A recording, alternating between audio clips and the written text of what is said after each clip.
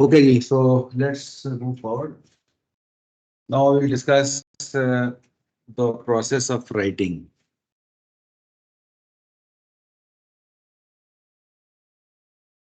अब जब पेपर आप जमा कराते हैं तो आपको रिव्यूज आते हैं, ठीक है। कुछ रिव्यूज बड़े नेस्टी किस्म के भी होते हैं और कुछ रिव्यूज जो है ना वो बड़े तो आपको इम्प्रूव करने में आपको पेपर बड़ा हेल्पफुल भी होते हैं। तो डिपेंड करता है जिसके पास पेपर गया है वो उसका नॉलेज कैसा था उस एरिया के बारे में।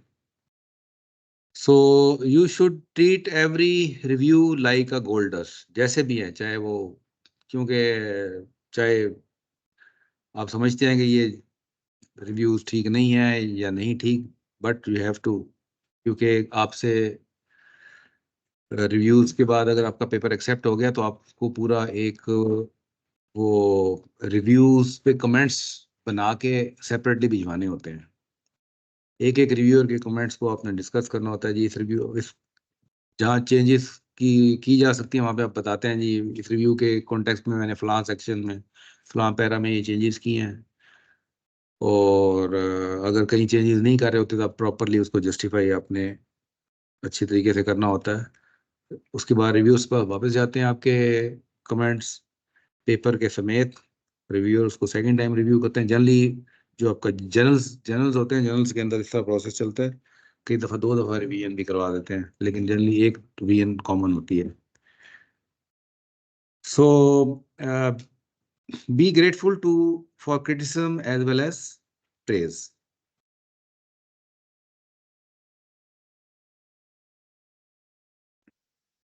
This is hard but it's important.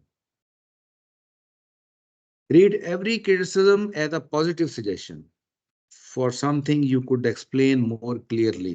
तो उसमें होता है कि आपकी चीज़ें आपने प्रॉपरली एक्सप्लेन नहीं की होती है, थोड़ा फर्दर उसको फाइन ट्यून कर लेते हैं, चीज़ों को फर्दर एक्सप्लेन कर देते हैं। कई दफ़ा आपको कहा जाता है जी फिगर्स इसकी ऐड करें, कोई फिगर्स निकाल दें, कोई फलां चीज़ है इसको टेबल के अंदर शो करें, तो इस तरीके से मुख्तलिफ आते हैं। Do not respond you stupid person I mean dash dash dash. लड़ाई नहीं करनी उनसे, जज्बाती नहीं होना। Thank them warmly, they have given up their time for you. Generally review जो हो रहे होते हैं वो अनपेड ही होते हैं, वॉलंटियर हो रहे होते हैं, तो टाइम भी निकालना बहुत बड़ी बात होती है पेपर के रिव्यू के लिए। Language and style,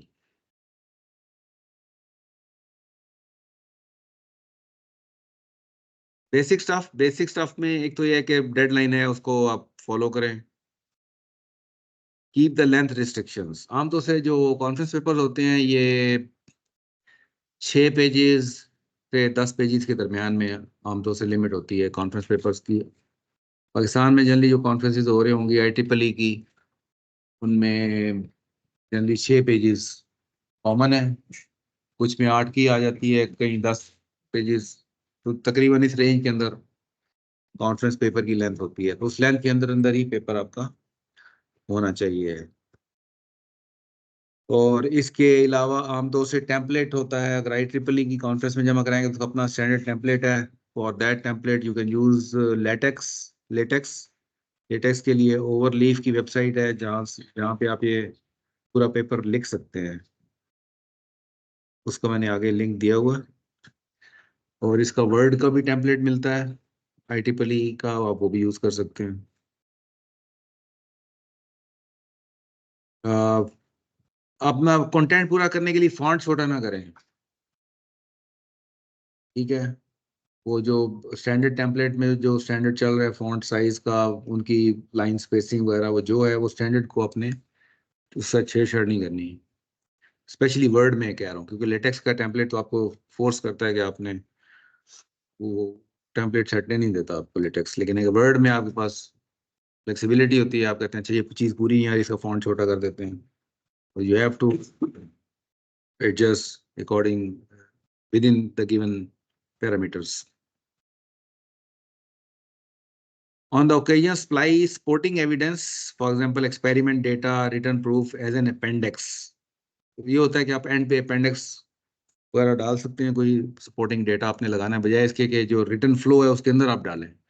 return flow में कोई डेटा या एक्सपेरिमेंट रिजल्ट्स नहीं नॉर्मली डाले जाते, उसको आप एज एन अपेंडिक्स पेपर के साथ ऐड करते हैं। वजह यही होती है कि आपका एक जो रनिंग फ्लो चल रहा है वो डिस्टर्ब ना हो। Always use spell checker. ये आजकल तो मामला बेहतर हो गए हैं, काफी स्पेल चेकर बड़े पावरफुल हो गए हैं, लेकिन स्पेलिंग मिस्टेक्स बिल्कुल नहीं होनी चाहिए, बहुत इंपॉर्टेंट है ये। Visual structure, give strong visual structure to your paper. Section बनाएं, सब सेक्शन बनाएं, जो स्ट्रक्चर डॉक्यूमेंट जैसे होता है, bullets, italics, layout, code, etcetera. ये एक देखें सैंपल विजुअल स्ट्रक्चर का। आपको एक डायग्राम नजर आ रही है, अगर फिगर नजर आ रही है, फिगर के नीचे कैप्शन नजर आ रहा है आपको। कैप्शन का भी खास स्टाइल है, बोल्ड में है। फिर फॉन्ट, इसमें टाइम रोमन यूज हो रहा है जैसे। फिर आपको ये हेडिंग नजर आ रही है 4.3, फिर उसके नीचे बुलेट्स नजर आ रही हैं, इंटर बुलेट स्पेसिंग भी नजर आ रही है आपको। तो जनरली टेम्पलेट इसको फॉलो कर रहे होते हैं, लेकिन वर्ड में आप पास फ्लेक्सिबिलिटी होती है, आप टेम्पलेट खराब भी कर सकते हैं। टेम्पलेट को, जो टेम्पलेट है उसको एज इट इज आपने फॉलो करना है। Use active voice. The passive voice is respectable, but it deadens your paper. Avoid it at all cost. यहाँ पे एग्जांपल देखें, जो कि पैसिव वॉइस में की एग्जांपल्स हैं और active voice example. It can be seen that, ठीक है, ये पैसिव वॉइस है। एक्टिव में क्या है, वी कैन सी दैट। तो आप इस तरह की वर्डिंग यूज करें पेपर के अंदर, we can see that, you can see that. 30 test were run, we ran 34 test. तो ये ज्यादा स्ट्रॉन्ग कम्युनिकेशन बनती है रीडर के लिए। These properties were thought desirable. Alternate देखें, we wanted to retain these properties. एक और एग्जांपल दें, it might be thought that this would be a type error. Alternate देखें, you might think this would be a type error. तो you use किया हमने, we use किया। इससे ये होता है कि आप ऐसे होता है जैसे आप सामने सामने बैठ के बात कर रहे हैं। तो ये वाला स्टाइल जो है, that is more effective style for writing the research paper. Use simple and direct language. For example यहाँ पे लिखा हुआ है, the object under study was displaced horizontally. लंबा सा सेंटेंस डाला है आपने, इसको आप शॉर्ट भी लिख सकते थे, the ball moved sideways. On annually basis, simply आप ईयरली लिख सकते थे। Endeavour to ascertain, simply find out लिख सकते थे आप। तो डायरेक्ट लैंग्वेज, क्रिस्प लैंग्वेज को यूज करें। So here we are summarizing it. If you remember nothing, जो हमने डिस्कस किया ऑब्वियसली आप रिमेंबर करेंगे, क्योंकि इट्स पार्ट ऑफ लेक्चर। लेकिन जो तीन टेक अवेज हैं इसके, वो ये है कि identify your ideas, key idea, make your contribution explicit, जैसे हमने डिस्कस किया, एंड यूज एग्जांपल्स। ये फंडामेंटल्स हैं, ये इसका लाजमी ध्यान रखें आप। अच्छा जी, tool for writing the research paper, इसमें you can use Overleaf for LaTeX. किसको ओवरलीफ का नहीं पता? सबको पता है? चलें बट ठीक है, फिर फर्दर डिस्कशन की जरूरत नहीं है। ये एक लिंक दिया हुआ ऊपर, you can straight away open overlay from this link. Research direction को थोड़ा सा डिस्कस करते हैं। एक ये रिसर्च पेपर ढूंढा मैंने, अगर आप देखेंगे हाईलाइटेड जो है वो टाइटल है इसका, और ये 2020 का पेपर है, grand challenges in model driven engineering and analysis of state of the research. इस पेपर के अगर आप गूगल स्कॉलर में जाके इस पेपर को देखेंगे तो you will find 180 citations, which is an indication that it is an influential paper। और इस पे इसका ये DOI लिंक भी दिया हुआ है, इस पेपर को आप खोल सकते हैं, ओपन एक्सेस है, ओपनली डाउनलोड कर सकते हैं, नहीं भी हो तो कॉलेज में जब आप होंगे इंटरनेट पे तो ये आप यहाँ पर खोल भी सकते हैं। फॉर लेट्स सी, अगर मैं इसकी साइटेशंस पेपर को खोलता हूँ गूगल स्कॉलर पे,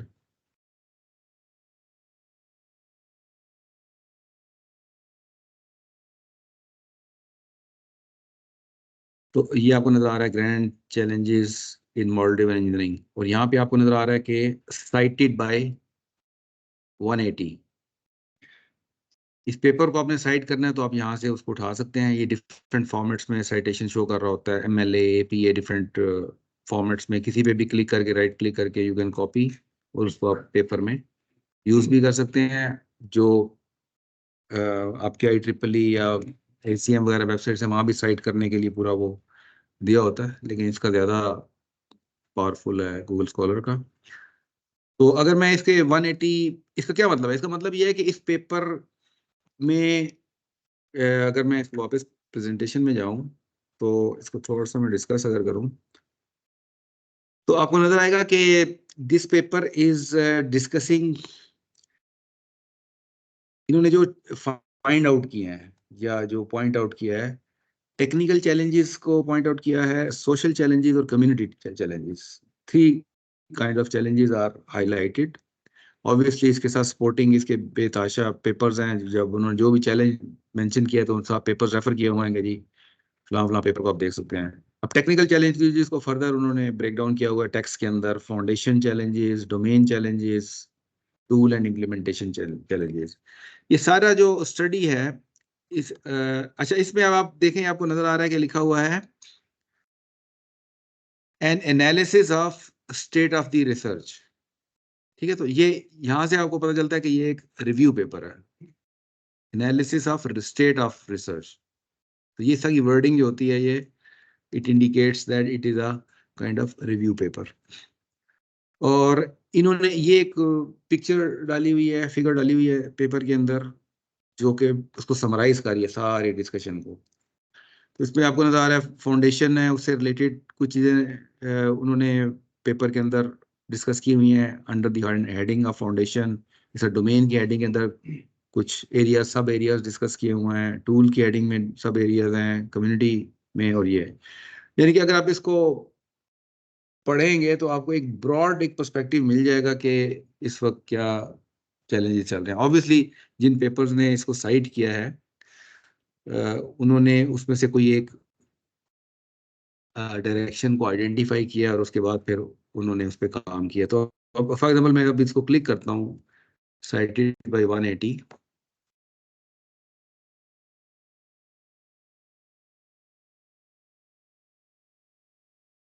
सो this is the list. For example इसके थोड़ा सा टाइटल ही देखते हैं, uncertainty representation in software models. तो एक एरिया है अनसर्टेनिटी को किसका हैंडल करना है, ये एक एरिया जर्मनी में अभी जो मैं स्टूडेंट हैं कर्नल जावर, उनको जर्मनी में PhD मिली है। बेसिकली उनका ग्रुप अनसर्टेनिटी पे काम कर रहा है कि जी इसको कैसे हमने हैंडल करना है। तो ये एक एरिया है जिस पे आजकल काम हो रहा है।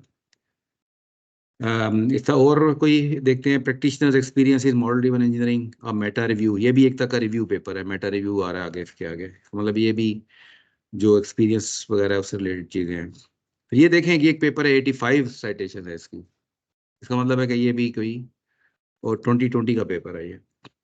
Model driven digital twin construction synthesising the integration of cyber physical systems with their information system.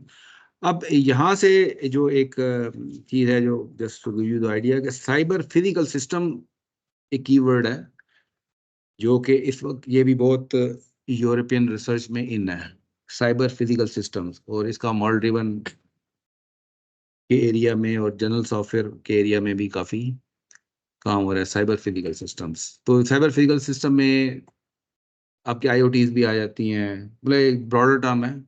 हर वो चीज़, फिजिकल चीज़ जिसका कोई ना कोई नेटवर्क या कनेक्टिविटी हो सकती है या क्रिएट की जा सकती है, those can be placed under cyber physical systems. तो ये एक साइबर फिजिकल सिस्टम का भी एक एरिया है। एक और देखिए, positioning low code movement with in the field of model driven. अच्छा, अब ये लो कोड एप्लीकेशंस पे भी एक काफ़ी आजकल काम हो रहा है। यानी कि जैसे माइक्रोसॉफ्ट ने अभी पावर एप्स वगैरह डेवलप किए हैं, तो ये लो कोड जो डेवलपमेंट की जो ड्राइव है, ये उसकी तरफ है कि आप चीज़ें कॉन्फ़िगर कर देते हैं और उसमें हो जाते हैं, यानी आपको कोई ज़्यादा प्रोग्रामिंग नहीं करती। तो इसलिए सॉफ्टवेयर इंजीनियरिंग में लो कोड मूवमेंट के टर्म या यूज़ कर रहे हैं, तो लो कोड की मूवमेंट ये भी एक एरिया है जिसमें आपको काफ़ी रिसर्च पेपर्स मिलेंगे।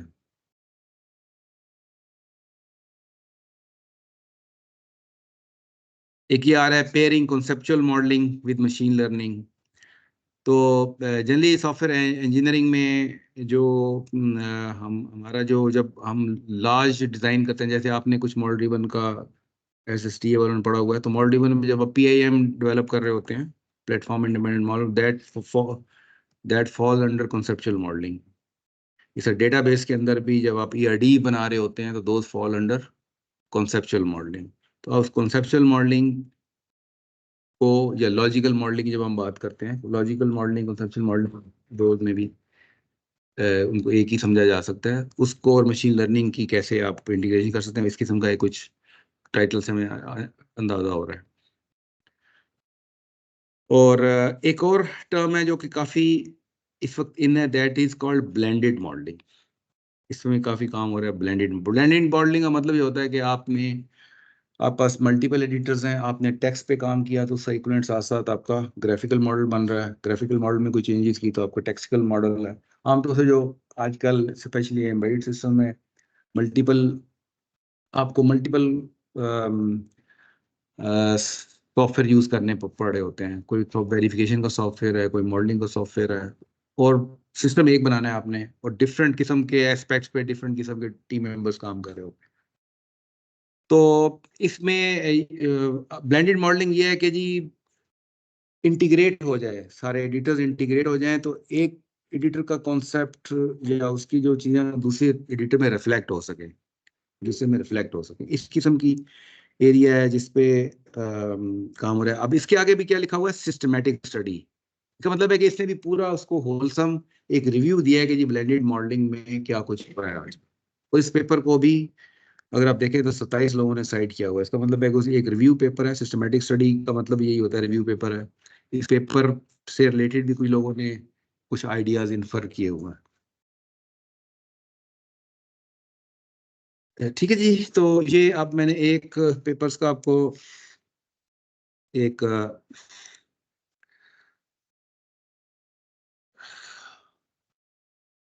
आइडिया दिया। उसके बाद एक और पेपर यहाँ डाला हुआ मैंने, ये है paper machine learning for software engineering,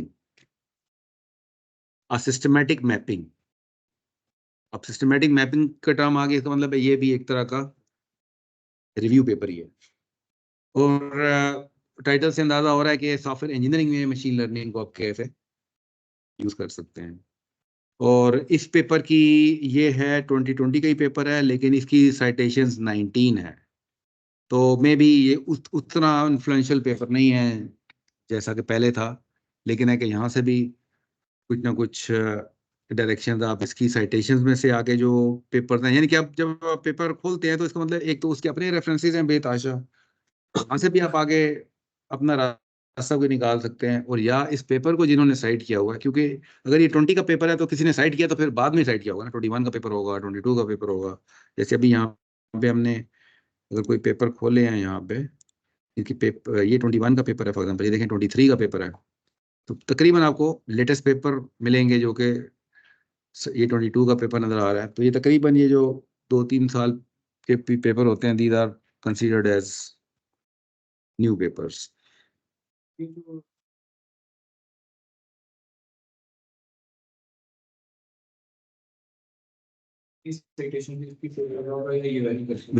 very कर रही होती हैं। प्लेटफॉर्म पे कितने और पेपर हैं जो इसके साथ कनेक्टेड? नहीं, होना तो यही चाहिए कि जिस जिस फॉर एग्जांपल IEEE के ने IEEE में ही पेपर है, उसी ने उसको साइट किया, वो तो IEEE में तो आ जाएगा। और ACM में भी है, स्प्रिंगर में भी है, तो हो सकता है कि वहाँ पे मसले भी हों, ना साइट हो रहे हों। लेकिन ये गूगल स्कॉलर ज़्यादा पावरफुल है, वैसे मैंने ये देखा है। ये ज़्यादा पावरफुल है, ये ज़्यादा आपको साइटेशन दे रहा होता है, इसलिए ये साइटेशन वगैरह और पेपर ढूंढने ढांडने में ना ये ज़्यादा बेहतर है। अब इसमें पेपर में थोड़ा सा मैंने नीचे आइडिया दिया हुआ है। कॉन्टेक्स्ट में क्या लिखा है? The software development industry is rapidly adopting machine learning for transitioning modern day software system towards highly intelligent and self learning systems. तो इन्होंने क्या किया है? जो पेपर है, this paper explores variety of aspects that should be helpful to academics and practitioners in understanding the potential of adopting machine learning techniques during software engineering projects. Software engineering projects में machine learning techniques को adopt करने का क्या potential है। तो ये आपको AEB का एक ओवरव्यू आपको देगा कि किस पेपर में किस किस तरीके से इसको मशीन लर्निंग को यूज किया गया है। अगला पेपर देखें, ये 23 का पेपर है। ये बिल्कुल नया पेपर है, इसलिए इसकी साइटेशंस इस वक्त जीरो हैं गूगल स्कॉलर पे। लेकिन इसका टाइटल मुझे अच्छा लगा था, taxonomy for quality assessment for intelligent software systems. अब ये एक टर्म यूज हुई है यहाँ पे, इंटेलिजेंट सॉफ्टवेयर सिस्टम। इसका मतलब है अगेन सम कि अब जो मशीन लर्निंग के भी सॉफ्टवेयर ही होते हैं। तो अब आगे पेपर में कुछ मैंने ऐसे डाले हैं कि जी सॉफ्टवेयर इंजीनियरिंग मेथोडोलॉजीज या जो आपके फ्रेमवर्क्स हैं या अप्रोचेज हैं, उनको आप मशीन लर्निंग की सॉफ्टवेयर डेवलपमेंट में कैसे, एप्लीकेशन की सॉफ्टवेयर डेवलपमेंट में कैसे यूज कर सकते हैं। तो इस तरह का भी एक इंटरेस्टिंग एरिया, उसका भी मैंने आगे पेपर डाले हुए हैं। तो बहरहाल ये क्वालिटी असेसमेंट से रिलेटेड है। ये भी लिखा हुआ है systematic literature review, again it's a kind of review paper. तो ये क्या कर रहा है? ये ओवरव्यू दे रहा है आपको इन द फील्ड, और it is also providing you additional areas for future research. Fourth paper देखें, ये है model set, a data set for machine learning in model driven engineering. अच्छा, इन्होंने बड़ा इंटरेस्टिंग काम किया है। ये पेपर मैंने पूरा पढ़ा हुआ है। इन्होंने ये किया है कि इन्होंने 5000 ई कोर मॉडल्स, ई कोर का SSD वालों को पता है, और 5000 GML मॉडल्स, इन सारे मॉडल्स को वेब क्रॉलिंग वगैरह करके इन्होंने सारे मॉडल्स कलेक्ट किए हैं। कलेक्ट करके इन मॉडल्स को सुपरवाइज लर्निंग लगा के कुछ टेस्ट सेट बनाया है, फिर वैलिडेशन के डिफरेंट उनको मतलब पार्टीशन की है, जो मशीन लर्निंग में करते हैं। कि कुछ उन्होंने ट्रेनिंग मॉडल्स यूज किए हैं लेबल करके, और फिर उन्होंने टेस्टिंग की है। तो इनके जो इस पेपर में डिस्कस हो रहा है, तो वो बता रहे हैं कि जी ये हमने जो उन मॉडल्स की लेबलिंग की है, मकसद लेबलिंग करने का ये है कि they should be, one should be able to find. अगर आप सर्च लगाते हैं कि जी मुझे इस टाइप का मॉडल चाहिए, तो आपको मॉडल्स रिटर्न हो जाए। इसका मतलब है वो मॉडल लेबल हुए होंगे तभी रिटर्न होंगे ना, क्योंकि प्लेन टेक्स्ट तो नहीं है मॉडल्स में। ये मॉडल्स प्लेन टेक्स्ट तो है नहीं है, तो वो जो सिंपल गूगल सर्च है वो तो नहीं काम करेगी यहाँ पे। तो इन्होंने मॉडल्स की रिपोजिटरी एक बनाई है, जिसके अंदर 5000 ई कोर मॉडल्स हैं, 5000 UML मॉडल्स हैं, और पूरी एक रिपोजिटरी है। उसके ऊपर पूरा इन्होंने मशीन लर्निंग लगा के एक मॉडल तैयार किया है, विच इज उसकी एक्यूरेसी 90s में ही है। उसकी एक्यूरेसी 90s में ही है। तो इस पेपर को जो है वो क्योंकि इन्होंने एडिशनल काफ़ी काम किया, पूरी रिपोजिटरी बनाई है, तो इस पेपर को भी अगर आप देखें तो 28 लोगों ने साइट किया हुआ है। इसका मतलब है कि दे आर इस रिपोजिटरी को ये पेपर यूज़ कर रहे हैं। तो अगर इसकी मैं साइटेशंस को बोलूँ, टाइटल वगैरह देखते हैं जो पेपर साइट हुए हुए हैं।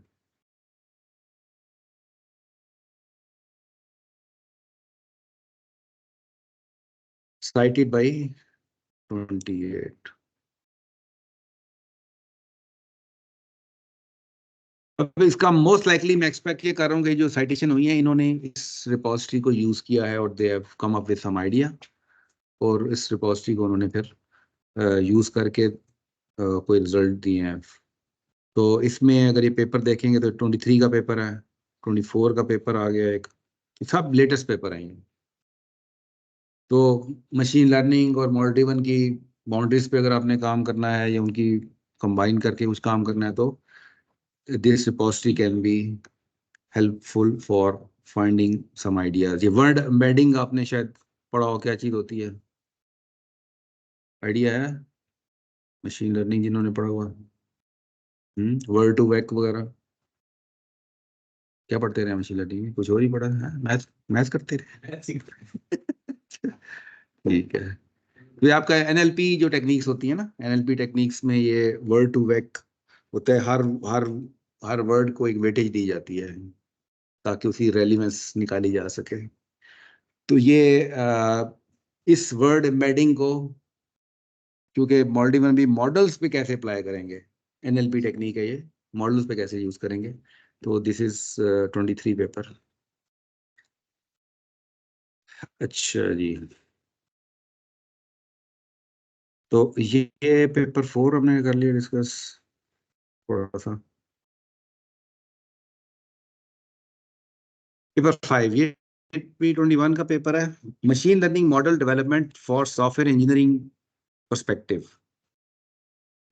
Systematic literature review. Again it is a review paper जो कि डिस्कस कर रहा है कि सॉफ्टवेयर इंजीनियरिंग के में कैसे मशीन लर्निंग मॉडल्स, ये मशीन लर्निंग मॉडल्स की डेवलपमेंट, ये मुझे मैं बता रहा था कि मशीन लर्निंग के मॉडल्स को अगर आप सॉफ्टवेयर इंजीनियरिंग के जो आप आपकी टेक्निक्स यूज करते हैं, जैसे हमने पढ़ा स्क्रम पढ़ा है, ठीक है, इस और डिफरेंट आपके प्रोसेस मॉडल्स हैं, तो वो प्रोसेस मॉडल्स आप मशीन लर्निंग मॉडल्स को डेवलप करने के लिए कैसे यूज कर सकते हैं। अगेन इंटरेस्टिंग टाइटल है और इंटरेस्टिंग एरिया, और इसकी आपको साइटेशंस नजर आ रही हैं 20 के करीब। Six paper, software engineering for AI based systems. Again ये तकरीबन उसका, ये भी एक सर्वे है, एंड पे नजर आ रहा है आज सर्वे, कि आपने एआई बेस्ड सिस्टम के लिए सॉफ्टवेयर इंजीनियरिंग कैसे करनी है। तो जैसे हमने बेसिकली मकसद ये है कि जो प्रोसेस मॉडल्स अवेलेबल हैं, स्क्रम है, दूसरे कानबान है, ठीक है, वाटरफॉल मॉडल्स हैं, जो डिफरेंट सॉफ्टवेयर इंजीनियरिंग मॉडल्स हैं, उन मॉडल्स पे ही डिस्कशन होगी कि आपने एआई बेस्ड सिस्टम्स को डेवलप करने के लिए क्या बेहतर अप्रोचेज हो सकती है। ये नीचे लिखा हुआ है, there is a limited knowledge in software engineering approaches for building, operating and maintaining AI based systems. तो सॉफ्टवेयर इंजीनियरिंग में अभी ये एक एरिया, अच्छा एरिया है जिसपे कि जो हमने कैसे डिफरेंट स्टेजेस को, रिक्वायरमेंट कैसे गैदर करनी है, हमने डिज़ाइन के लिए कौन से मॉडल यूज़ करने चाहिए, एआई बेस्ड सिस्टम्स को डिज़ाइन करने के लिए उनकी जो है आर्किटेक्चर बनाने के लिए क्या टेक्निक यूज़ कर सकते हैं। तो ये इस किस्म के जो एरियाज हैं जिनमें हम काम कर सकते हैं। So they have identified multiple software engineering approaches for AI-based systems and found that data-related issues are the most recurrent challenges. कि जो ज़्यादा इनको challenges आ रहे हैं कि डेटा को किस तरीके से मॉडल करना है, डेटा को किस तरीके से प्रेजेंट करना है, कैसे उसको आगे इम्प्लीमेंटेशन कैसे अपने मैनेज करनी है डेवलपमेंट प्रोसेस के दौरान। Seventh paper, a model-driven framework for design and verification of embedded system through system Verilog. अब आप लोगों ने, कंप्यूटर इंजीनियरिंग वालों ने, आपने पढ़ी है वेरीलॉग पढ़ी है, लेकिन सिस्टम वेरीलॉग नहीं पढ़ी हुई, ठीक है। जब हम सिस्टम वेरीलॉग में चले जाते हैं तो फिर आप वेरिफिकेशंस वगैरह वाली साइड पर चले जाते हैं, which is again very current area. और जब सिस्टम वेरीलॉग में जाते हैं तो उसका बहुत ज़्यादा काम हो रहा है सिस्टम वेरीलॉग और मॉडल ड्रिवन इंजीनियरिंग की कम्बिनेशन पे, यूरोप में और बाकी जगहों पे। तो एम्बेडेड सिस्टम्स और में जहाँ पे आपके सिस्टम वेरीलॉग आती है, वहाँ पे मॉडल ड्रिवन में काफ़ी यूरोपियन मुल्कों में काम हो रहा है, तो इस अगेन गुड हो रही है। आप देखें इसकी तकरीबन 54 साइटेशंस हैं। ये बेसिकली हमारा पेपर ही है, 2019 का पेपर है। अच्छा जी, 8th paper, systematic literature review for MBSC tool chain. MBSC stand for model based software engineering. तो ये भी एक सिस्टमैटिक लिटरेचर रिव्यू है। तो जितने भी model based software engineering tools हैं उनकी एक रिव्यू है, कौन कौन से टूल्स हैं। और model based tool chain is an emerging technique in the area of system engineering and is expected to become next generation approach for supporting model integration and across the domains। तो ये एक important term है जो अभी, ये भी एक area है पूरा मॉडल बेस्ड टूल चेन का। Last paper 9, applications of model driven engineering in cyber physical systems. तो क्योंकि काफ़ी काम हो रहा है, जैसे मैंने आपको बताया, यूरोपियन यूनिवर्सिटीज़ में साइबर फिजिकल सिस्टम्स पे, और इसकी भी एक ये सिस्टमैटिक मैपिंग स्टडी है। इसका मतलब ये भी एक तरह का रिव्यू पेपर है। ये आपको बता रहा है कि किन किन एरियाज में किस किस तरीके से साइबर फिजिकल सिस्टम्स पे काम हो रहा है। मेन चैलेंज जो इसमें है, ये जैसे बताया हुआ है कि engineers face significant challenge in cyber physical system due to its heterogeneous nature. क्योंकि इसमें बहुत से एरियाज आके मर्ज हो रहे होते हैं। फिजिकल सिस्टम्स, मैकेनिकल सिस्टम्स हो सकता है, सिविल स्ट्रक्चर्स के सिस्टम्स, बहुत से हेट्रोजीनियस सिस्टम्स आपस में इंटीग्रेट हो रहे होते हैं। सेंसर्स वगैरह लगाने से रिलेटेड चीज़ें होती हैं इसके अंदर। तो इसलिए इस एरिया में काफ़ी काम हो रहा है। तो ये मैंने आपको तकरीबन 9 पेपर्स, उनके मोस्टली रिव्यू पेपर्स में रखे हैं, ताकि एक आपको कोई एक पेपर भी पिक कर सकते हैं, दैट इज गुड एनफ, जो आपको लगता है उस पेपर से फिर आपने आगे ड्राइव करना है कि उस पेपर को किस किसी पेपर ने रेफर किया जो टेक्निकल पेपर है, रिव्यू पेपर नहीं है। और जर्नल पेपर होगा तो बेहतर है। कॉन्फ्रेंस पेपर्स में ज़्यादा डिटेल नहीं होती, जर्नल पेपर में डिटेल्स बहुत ज़्यादा होती है। तो जर्नल पेपर से फिर एक आइडिया पिक करना आसान होता है जनरल पेपर से, क्योंकि जनरल पेपर में वैलिडेशन बड़ी थारो होती है। वैलिडेशन थारो बड़ी इंपॉर्टेंट होती है, क्योंकि आपने भी अपना काम वैलिडेट करना होता है। तो अब ये देखते हैं कि जनरल पेपर ने कैसे वैलिडेट किया उस काम को। अगर कोई डेटा सेट है तो फिर आप भी उस डेटा सेट को यूज कर सकते हैं, या कोई और टेक्निक यूज की है, केस स्टडी को यूज किया, तो आप भी उस केस स्टडी को यूज करके अपना काम में जो वेरिएशन है उसको वैलिडेट कर सकते हैं। तो बेहतर क्या होता है, कॉन्फ्रेंस पेपर के बजाय जनरल पेपर को ढूंढना और उसको बेस पेपर के तौर पे लेना, और फिर उसमें कोई वेरिएशन ढूंढने की कोशिश करनी। ठीक है जी। रिसर्च गाइडलाइंस,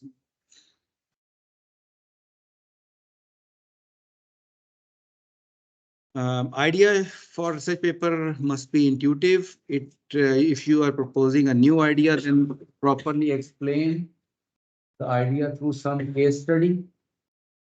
ठीक है जी, केस स्टडी से एक्सप्लेन करें उसको।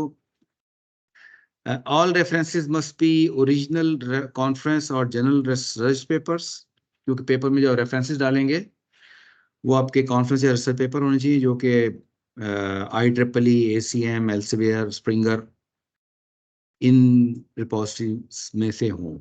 और हमारे एरिया में मोस्टली यही 4 हैं। नो ब्लॉग एंट्री और वाइट पेपर और Wikipedia topics will be counted as reference. 20% references from internet can be use, यानी 20% आप यूज कर सकते हैं, बट रेफरेंसेस में वो हम काउंट नहीं करेंगे, क्योंकि रेफरेंसेस आपके होने चाहिए। अच्छा जी, at least 40% references must be from journals, rest में बी फ्रॉम कॉन्फ्रेंसेस।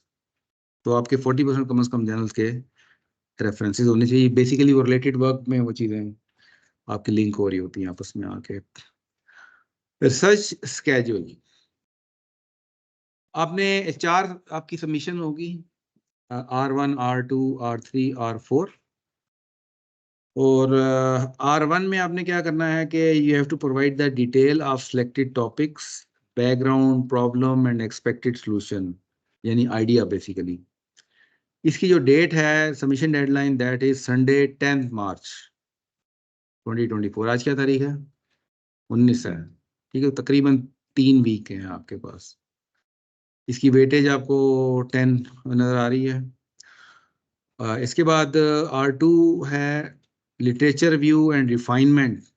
अच्छा, हर सबमिशन की बाद आपको उसकी रिव्यू मिलेगा और फर्दर इनकॉर आपने वो चीज़ इनकॉर्पोरेट करनी है। और फिर R2, यानी ये भी एक तरह का आइटरेटिवली आपसे हम बिल्डअप करवा रहे हैं, ताकि एट द एंड आपका काम, एक तो आपका लर्निंग का प्रोसेस भी हो जाएगा और साथ काम इस काबिल हो जाएगा कहीं आप सबमिशन कर सकें। तो आपने R2 में literature view, refinement in the problem based feedback जो आपको मिलेगी, और इनिशियल प्रपोज सॉल्यूशन, यानी आइडिया है बेसिकली, जो हमने आइडिया डिस्कस किया है। तो इसके 20 मार्क्स हैं। ये 7 अप्रैल, 7 अप्रैल है, यानी तकरीबन आप देखें तो ये महीने का टाइम है बीच में, विच इज़ रीजनेबल। इसके बाद R3 है।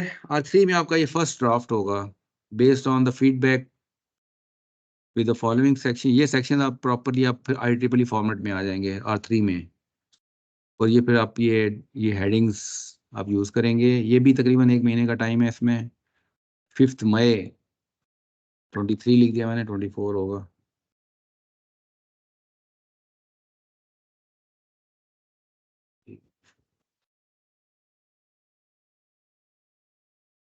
Thirty marks.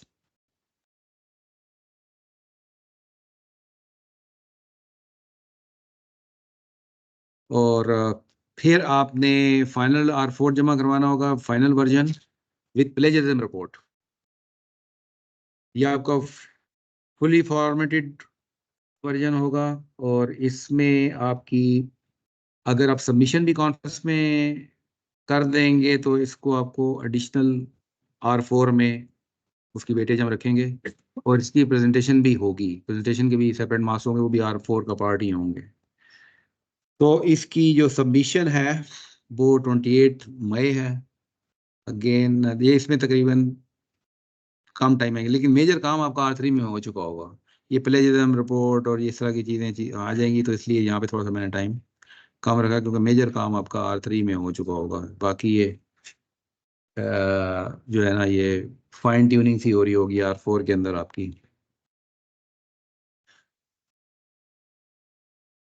अच्छा जी, important notes. Submission will be on Google Classroom. Join code ये आपको मैं दे रहा हूँ। ये ये आपको मैं LMS पे अपलोड कर दूंगा लेक्चर, तो वहाँ से आपको ज्वाइन कोड मिल जाएगा। ये मैं आपको जरा दिखा भी दूँ। गूगल क्लासरूम मैंने तैयार कर दिया है।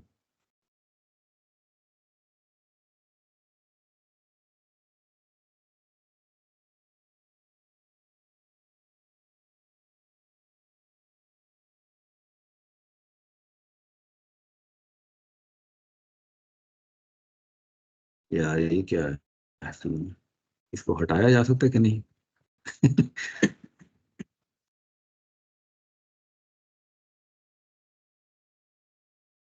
अच्छा, ये मैंने बना दिया गूगल क्लासरूम आपका। ASC स्प्रिंग 24, कुछ रिसर्च गाइडलाइन के डॉक्यूमेंट्स दो रख दिए हैं यहाँ पे, यही जो अभी डिस्कस किए हैं आपके साथ। और रिसर्च सबमिशंस ये ऑलरेडी इसमें डेट्स डाल दी हैं। सबमिशन आपकी रेडी हैं, उस हिसाब से आपने इसको फॉलो करना है। तो ये आपकी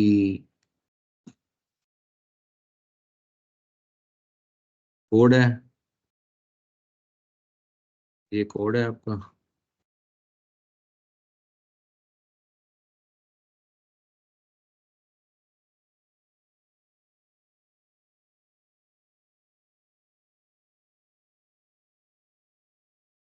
बाकी आपको हर सबमिशन के बाद रिव्यू मिलेगा। रिव्यू को आपने इंकॉर्पोरेट करना है अगली सबमिशन के लिए। R3 तक, R1 का मिलेगा, R2 का मिलेगा, R3 का मिलेगा।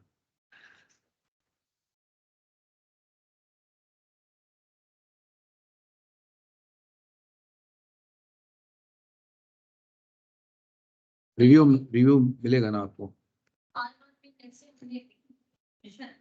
ये आइडिया इज फाइन जो हमने स्टार्ट किया और मतलब R1 हम पूरा कंप्लीट सबमिट करेंगे, उसके बाद अगर वो रिजेक्ट हो जाता है अगर मगर फिर देखेंगे बाद में, ठीक है। अगर मगर बाद में देखें, मुझे नहीं लगता कि इस तरह करेंगे हम के बिल्कुल ही रिजेक्ट कर दें, कुछ आपको अल्टरनेट भी देंगे ना फिर।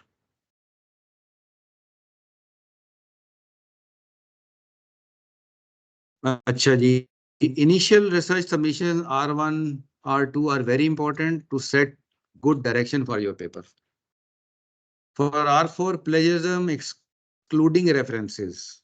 अच्छा, रेफरेंस जब ऐड करते हैं ना, प्लेजरिज्म काउंट ऊपर चला जाता है, क्योंकि रेफरेंसेस बहुत सारे पेपर यूज कर रहे होते हैं, तो उसको एक्सक्लूड करके प्लेजरिज्म आपका लेस देन 10% होना चाहिए, विच इज रीजनेबल, इतना अचीवेबल है आसानी के साथ।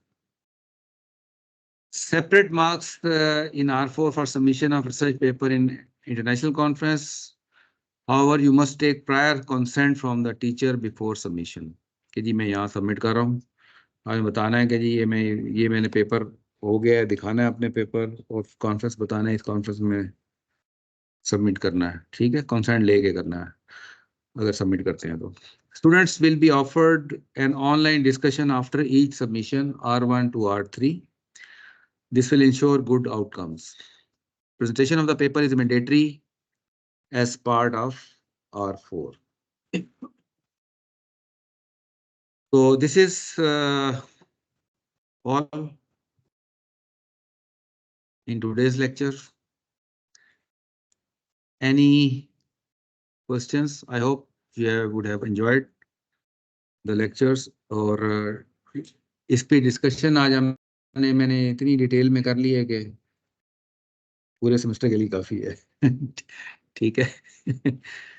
बाकी डिस्कशन फिर हमारी सबमिशन के बाद ही होंगी, या सबमिशन के कॉन्टेक्स्ट में ही होंगी।